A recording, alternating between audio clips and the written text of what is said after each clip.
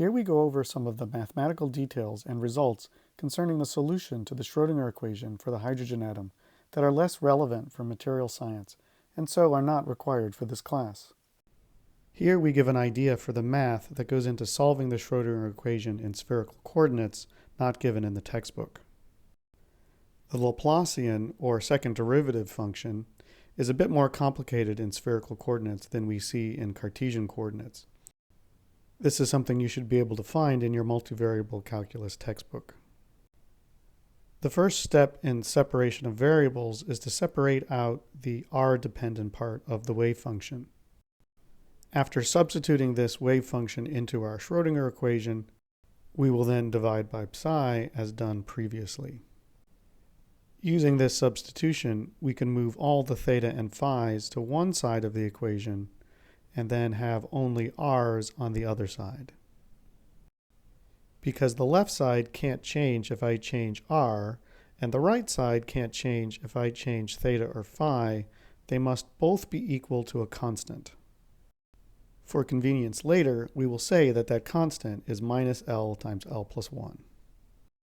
Looking at the side that had the theta and phi equation, we see a differential equation in both theta and phi that is equal to a constant. We shall use separation of variables yet again to solve this equation.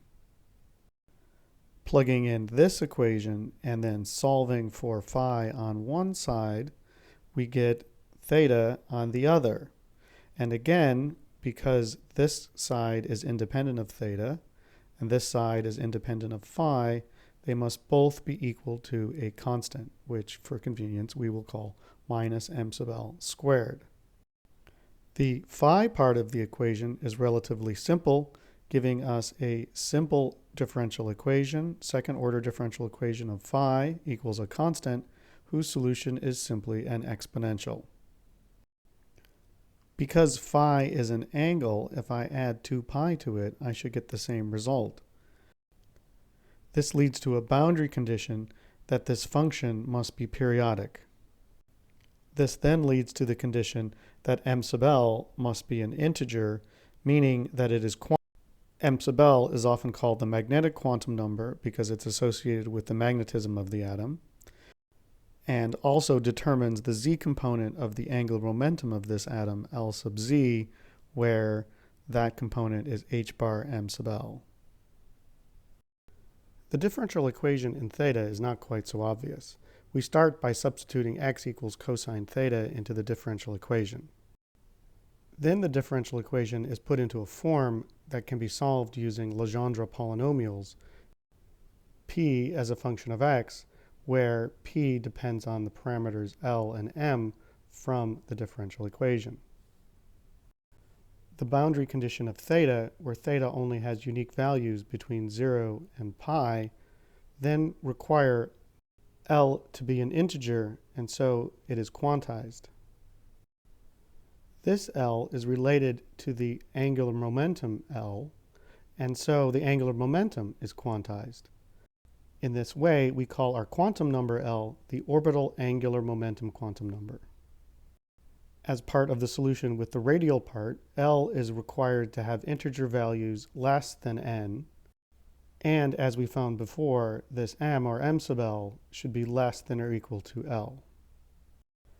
The combination of both the theta solution and the phi solution from before together into a single function is known as the spherical harmonics function, and these are solutions to spherically symmetric wave problems of any kind. Now, getting back to the radial part of the wave function, recall that we separated the wave function into a radial part that then gave us a differential equation that depended only on r. The boundary condition in r is such that the wave function should be localized around the atom and be 0 at infinity. This leads to a quantization condition where n is an integer. The solutions are associated Laguerre functions that depend both on L and n, such that the absolute value of L must be less than n. We call n the principal quantum number because it's the quantum number that depends on the energy. Recall that the energy only shows up in the radial equation and not in the angular equations. The radial part of the wave function decays exponentially as we expected for large r, where the length scale of that decay depends on the Bohr radius a sub 0, which comes from quantum mechanics. Also notice that at higher quantum number n, the decay will be slower, spreading the wave functions out longer distance. The polynomial in front of the exponential depends on L as well as n and provides nodes when they are not found in the radial functions. We have found that the electron wave functions of an atom have angular momentum as if they were orbiting about the atom. And so we often call the wave functions orbitals and draw the electrons in circular orbits.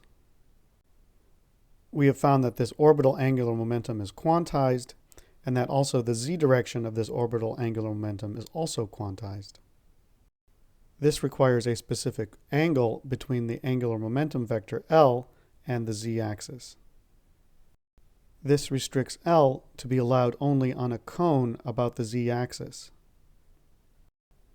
Also from quantum mechanics, the z component is also quantized, and so the number of possible cones is limited by the possible m sub L values. The orbital angular momentum of an electron is like current traveling in a loop, which produces a magnetic moment, and so we can think of our atoms as tiny magnets. In fact, the magnetic moment due to this orbital motion is directly proportional to the angular momentum L.